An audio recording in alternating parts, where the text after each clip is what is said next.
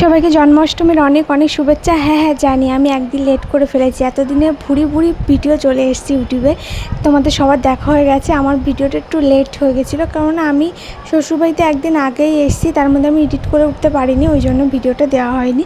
তো সেদিন আমাদের জন্মাষ্টমীতে বাড়িতে অনুষ্ঠানে ব্রাহ্মণ কিন্তু ছিল আমার ননদ, আর আমি একটু ওকে হেল্প করে দিচ্ছিলাম।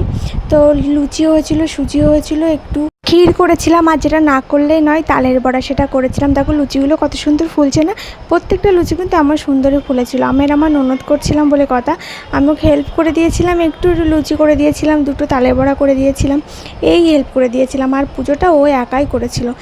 সব কিছু ওকে মোটামুটি একটু হালকা করে গুছিয়ে দেওয়ার পর আমি গিয়ে শুয়ে পড়েছিলাম, কারণ অনেক সময় দাঁড়িয়ে থাকার পর আমার মাথাটা ব্যথা করছিল।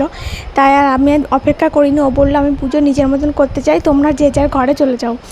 তারপর হঠাৎই দেখলাম প্লেট সাজিয়ে আমার সামনে প্রসাদ হাজির।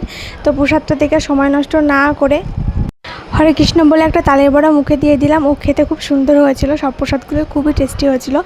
সেদিনটা নিরামিষ ছিল, আমি জানি সবার বাড়িতে নিরামিষ হয়। তো সেদিন রান্না হয়েছিল ফুলের বড়া, মানে কুমড়ো ফুলের বড়া আর পনির।